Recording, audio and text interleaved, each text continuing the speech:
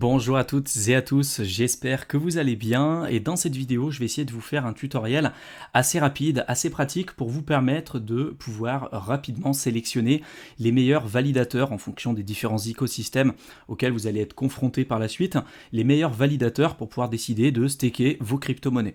À partir du moment où vous avez par exemple investi dans un projet qui permet de faire ce qu'on appelle du staking ou du delegated proof of stake, de déléguer vos crypto-monnaies envers certains validateurs pour qu'ils puissent décider par la suite de valider les transactions et puis en fonction du nombre de tokens que vous aurez délégués à ces validateurs-là, vous allez recevoir une part plus ou moins importante des récompenses.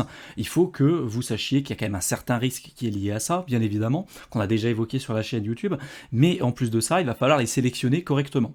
Parce que si aujourd'hui vous avez, par exemple, je vais vous donner deux exemples là, dans cette vidéo, pour le cas de Cosmos et puis également de NIR, qui sont deux protocoles qu'on vous a déjà présentés sur la chaîne YouTube, je vais vous montrer comment je sélectionnerai les meilleurs validateurs, en tout cas, quels sont les critères que j'analyse, et vous pourrez vous aussi être amené à les utiliser après sur d'autres protocoles, que ce soit sur du Cardano, du Polkadot, peu importe. Aujourd'hui, tous les projets qui vous permettront de faire du staking et de déléguer après ces tokens ou ces coins-là à certains validateurs, vous pourrez appliquer ces différentes méthodes, ces différentes stratégies que je vous évoquerai dans cette vidéo aux autres protocoles pour faire en sorte de sélectionner, on va dire, les meilleurs validateurs et éviter que vous ayez des déconvenus par la suite.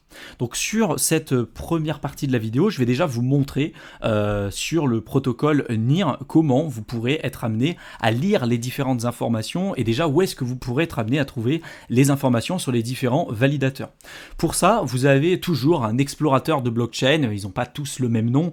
Par exemple, sur NIR protocole, ça s'appelle nir-staking.com et puis par exemple pour Cosmos, ça va s'appeler mitscan.io/cosmos/validator. Voilà, donc il y aura toujours une sorte d'explorateur de blockchain si vous voulez, où vous pourrez retrouver ce genre d'informations. Pour Cardano, ça va être un autre site, bien évidemment. Pour Polkadot, ça va être un autre site. Mais il faut toujours que vous vous référenciez à l'explorateur de blockchain sur lequel vous pourrez retrouver les informations concernant les différents validateurs. Donc là, moi, je vais prendre l'exemple sur NIR Protocol pour vous montrer comment je ferai et comment je sélectionnerai, on va dire, les meilleurs validateurs pour éviter d'avoir des mauvaises surprises par la suite. Donc déjà, vous avez pas mal d'informations au début. En haut, vous retrouvez le nombre de validateurs sur NIR Protocol. Donc là, on voit qu'aujourd'hui, au moment où je tourne cette vidéo, il n'y a que 100 validateurs qui sont disponibles sur NIR Protocol, avec un total de presque 477 millions de NIR qui sont directement stakés. Là, vous aviez, lors de la dernière époque, l'APY, donc les revenus annualisés en termes de pourcentage qui ont été reversés directement aux validateurs et puis du coup à ceux qui avaient délégué leur crypto-monnaie. Donc là, on était proche de 10% annualisé en termes de rendement, ce qui est quand même plutôt intéressant. Là, on va pouvoir retrouver le nombre de NIR qu'on doit détenir si jamais on veut devenir un validateur à part entière aujourd'hui, au moment où je tourne cette vidéo. Donc c'est presque 200 000 NIR et donc c'est plusieurs centaines de milliers d'euros. Donc c'est clairement pas ouvert à tout le monde. Et puis en plus de ça, il y a certaines contraintes techniques. Si jamais vous voulez être un vrai validateur, valider les transactions, il faut savoir gérer un serveur. Et puis voilà, il y a tout un tas de contraintes techniques auxquelles vous serez confrontés. Donc c'est pour ça qu'il y a quand même un réel intérêt aujourd'hui de sélectionner des personnes qui pourront faire ce travail pour vous et de déléguer vos fonds à ces personnes-là pour que derrière, en fonction du nombre de coins ou de tokens que vous aurez délégués, vous allez recevoir une part plus ou moins importante des récompenses liées à ce validateur-là. Et enfin, là, vous aviez, lors de la dernière époque, le nombre de NIR qu'il fallait pour pouvoir devenir un des 100 validateurs. Donc ça, c'est pas quelque chose qui va vraiment nous intéresser. En dessous, là, ce qui va vraiment nous intéresser, c'est finalement les différents validateurs qui sont disponibles. Tous ceux qui sont en vert, c'est bien évidemment ceux qui sont en ligne et ceux que vous pourrez être amenés à utiliser. Et vous allez pouvoir retrouver des informations qui sont liées à chacun de ces validateurs. Souvent, là je vous montre pour NIR et je vais vous montrer pour Cosmos, mais vous allez voir que souvent en fait les informations qui vont être représentées, c'est souvent les mêmes. Vous allez avoir ici les frais qui sont pris pour ce validateur-là, pour faire fonctionner le serveur, pour faire toutes les tâches nécessaires pour jouer le rôle en fait de validateur. Donc il y a certains validateurs qui vont prendre des frais plus ou moins importants. Par exemple celui-ci là, il prend 100% de frais. Ça veut dire que toutes les récompenses qui vont être récupérées en fait par ce validateur vont être récupérées chez eux. C'est-à-dire que si vous déléguez vos fonds, vous déléguez vos NIR à ce validateur là, vu qu'ils prennent 100% de frais, en fait vous vous ne récupérerez aucune récompense. Donc là, pour le coup, c'est un point important, c'est-à-dire que si aujourd'hui vous voulez quand même gagner de l'argent, ça c'est un red flag, hein, vous n'allez absolument pas placer votre argent dessus. Pareil pour celui-ci, un validateur qui prend 99% de frais juste pour effectuer des transactions, et puis pour suivre le serveur et tout ça, clairement ça n'a aucun intérêt, vous n'allez pas déléguer vos fonds pour gagner 1%, et ces 1% en plus vont être redistribués au prorata du nombre de tokens que vous aurez délégués en fait à ce validateur là. Donc il faut faire attention, pour moi ça sert à rien de prendre en termes de frais des validateurs qui ont des frais trop faibles, parce que c'est un peu comme les mineurs aujourd'hui, les mineurs sur Bitcoin par exemple, ils ont des charges d'infrastructure, ils vont payer de l'électricité, ils vont payer du matériel, ils vont payer peut-être aussi des salariés pour faire fonctionner un petit peu tout ça, et donc forcément ça a un coût, donc ils sont obligés de prendre des frais. Moi je choisis souvent des validateurs qui ont des frais entre 1 et 5%, ça me semble pas exorbitant. Au-dessus je trouve que c'est trop élevé, et en deçà il y a quand même un risque sur la qualité en fait du validateur, c'est-à-dire que si vous êtes sur un validateur qui prend 0% de frais, à quel moment en fait il se rémunère pour le travail qu'il fait. Ça peut être un bon samaritain, hein, il travaille pour les autres, mais moi j'y crois pas trop, surtout dans le domaine des crypto-monnaies. Donc je préfère mieux avoir quelqu'un qui prend un peu de frais et qui fait attention à ce qu'il fait et qui soit rémunéré pour son travail, je trouve ça tout à fait normal et louable. Par contre, de prendre quelqu'un qui prend beaucoup trop ou pas assez, bon, les deux extrêmes sont pas forcément très bons. Donc entre 1 et 5%, je trouve que c'est plutôt pertinent. Ensuite, on va pouvoir retrouver ce qu'on a dans l'onglet stake, c'est le nombre de tokens qui sont présents en fait chez ce validateur là. Pourquoi c'est intéressant? C'est-à-dire que plus vous allez avoir un nombre de tokens qui va être élevé sous un seul et unique validateur, plus vous allez avoir une centralisation en fait du pouvoir qui va être important, parce que derrière ce validateur il va avoir la possibilité de voter sur le réseau, de prendre des décisions. Donc ça, au niveau en fait de la démocratie et des décisions qui seront prises dans l'écosystème, c'est pas forcément top.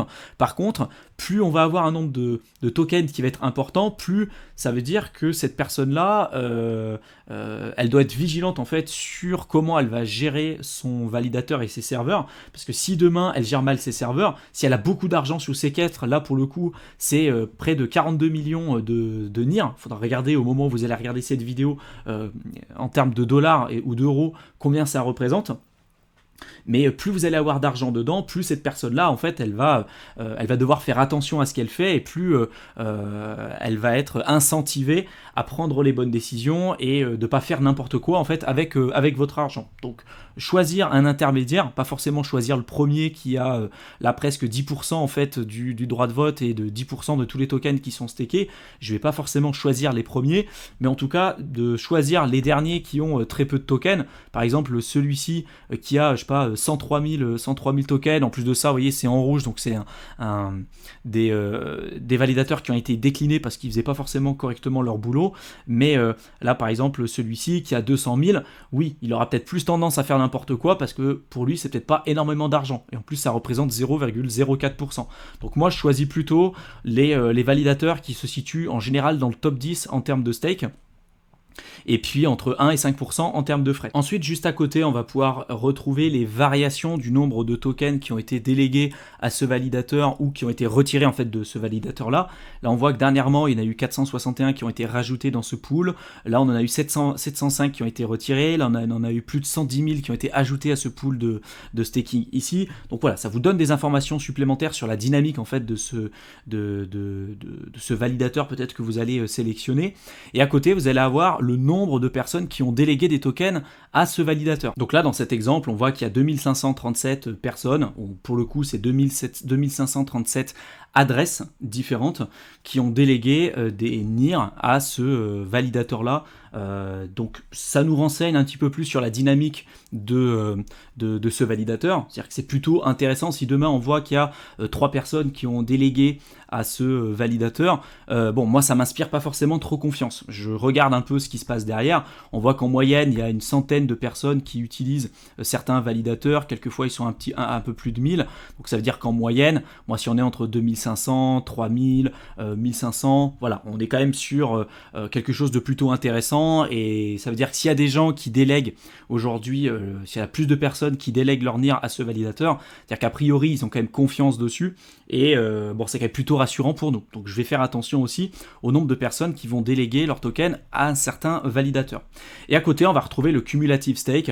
Donc là, vous savez que notamment dans le proof of stake, plus vous allez avoir un nombre de tokens qui est important, plus vous allez avoir un droit de vote qui va être élevé pour voter sur certaines prises de décision, sur certaines évolutions concernant le protocole. Donc c'est pour ça qu'il faut faire attention de ne pas forcément centraliser les prises de décision. Aujourd'hui, on voit que juste sur ce validateur-là, ils ont 8,89 de tous les NIR qui sont stakés. Là en dessous, le deuxième, il va avoir 5,22, 5,02, 4,91. Donc si on se soucie un petit peu plus du côté démocratique et qu'on ne regarde pas uniquement le ROI, ça peut être intéressant de faire attention en fait au nombre de stakes qu'il y a dessus. C'est-à-dire que oui, il faut qu'il y ait quand même un nombre de tokens sous séquestre qui va être relativement important, mais faire attention quand même aussi qu'il n'y en ait pas non plus trop pour qu'il y ait une centralisation des prises de décision. Ça, je pense que vous l'avez compris. Et du coup là, vous avez le cumulative stake, donc si vous faites 8,89 plus 5,22, vous tombez à 14,11. Là, après, si vous rajoutez plus 5,02, vous tombez à 19,13. Donc, si on descend, en fait, on se rend compte que il y a une vingtaine aujourd'hui, une vingtaine sur les 100, une vingtaine de nœuds sur les 100 qui possèdent près de 70% de tous les NIR en fait qui sont en staking. Donc, vous avez une vingtaine de validateurs qui ont la possibilité d'avoir un impact sur plus de 70% des prises de décision qui seront effectuées sur le protocole NIR. Donc après, à vous de vous poser la question, est-ce que c'est un protocole qui est suffisamment décentralisé ou pas? Je vous laisse en tout cas être juge là-dessus. Un autre point que vous pourrez être amené aussi à utiliser, il faut vraiment faire très attention à ça, c'est ce qu'on appelle aussi le uptime. Là par exemple, sur NIR Protocol, ils n'ont pas fait une colonne spécifique où ils vous présentent l'uptime.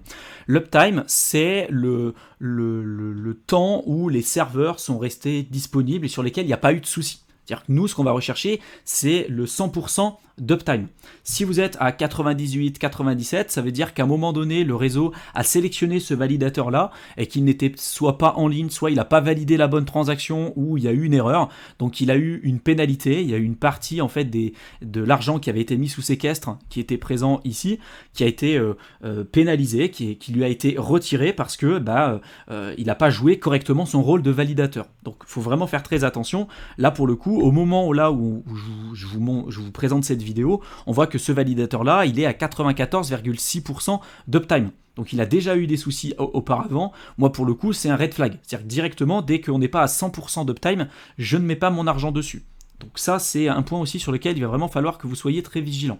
Si vous voulez avoir des informations supplémentaires sur certains validateurs, vous pouvez cliquer dessus. Là par exemple pour NIR, et puis là vous pourrez regarder du coup le nombre de transactions qui ont été effectuées, le nombre de stakes, le nombre de NIR qui vont être présents dessus, les récompenses qu'il a pu obtenir.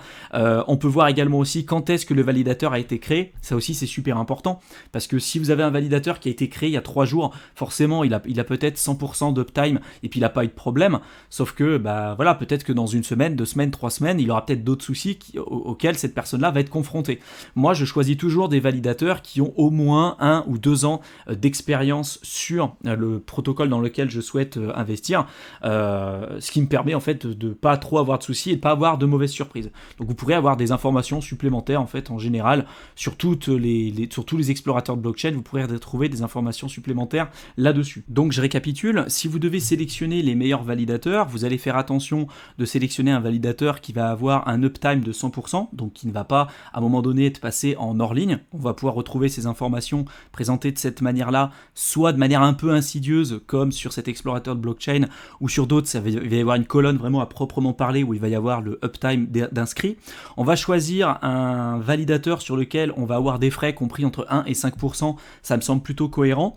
Un nombre de stakes, un nombre de tokens mis sous séquestre qui va être assez important par rapport à ce qui existe pour qu'il y ait une incitation pour les validateurs à ne pas faire n'importe quoi, mais pas non plus donner trop de pouvoir par rapport aux prises de décision et par rapport aux propositions qui pourront être effectuées et au droit de vote en fait qui va être effectué sur le protocole. Donc là par exemple pour celui-ci ça me semble un bon compromis en termes de nombre de stakes, 24 millions ça me semble quand même plutôt intéressant. On va regarder aussi le nombre de personnes qui vont déléguer la 7580, ça me semble aussi assez pertinent et ça prouve que les gens ont quand même confiance et que je suis pas le seul à fournir et à donner accès à mes fonds à ces personnes-là, tout en sachant que quand vous déléguez vos fonds, notamment sur du Delegated Proof of Stake, et si vous avez placé vos fonds sur votre ledger par exemple, vous gardez l'accès à votre clé privée. C'est-à-dire que même si vous déposez ça sur un validateur, bien évidemment il ne faut pas que le validateur fasse n'importe quoi, mais il ne pourra pas partir avec la caisse, parce que vous détenez toujours votre clé privée. Ça c'est quand même plutôt intéressant. Et en plus de ça, si on regarde sur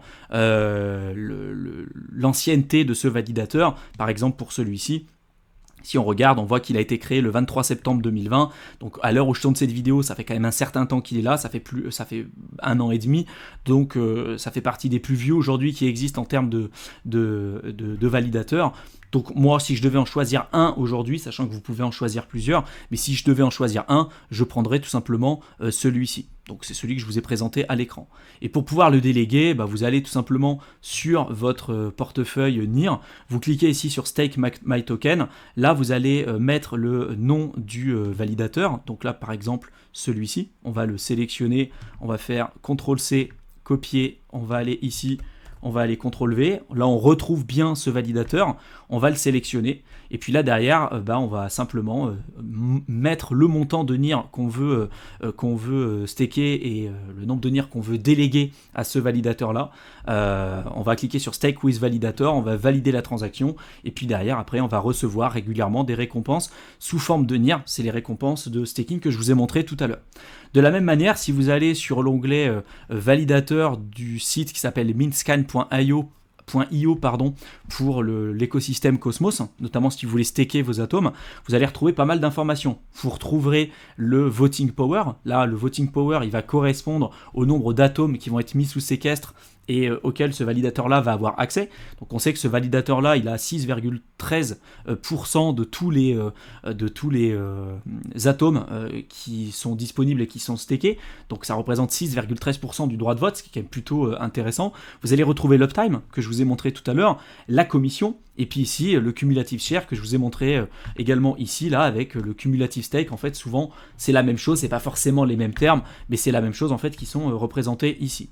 Si vous voulez avoir plus d'informations, par exemple, si vous voulez cliquer ici sur ce validateur, vous cliquez dessus, là vous regardez, vous allez retrouver l'uptime, la commission, vous allez voir du coup s'il y a eu un souci au niveau de l'uptime spécifique, si les transactions, notamment des récompenses, ont bien été redistribuées aux investisseurs. Là au niveau des explorateurs blockchain, vous pourrez regarder si bien les atomes qui ont été reçus ont bien été redistribués au prorata, et là on voit que c'est bien ce qui a été effectué. Donc vous pourrez retrouver pas mal d'informations en fait sur chacun des validateurs, et c'est ce que je vous invite en fait à creuser à chaque fois pour pas déléguer vos fonds. Par exemple, il faut faire attention, mais si vous tombez sur certaines plateformes d'échange comme Binance, comme Coinbase, Kraken, vous voyez que par exemple là pour Kraken, souvent disent tiens je vais déléguer mes fonds à Kraken.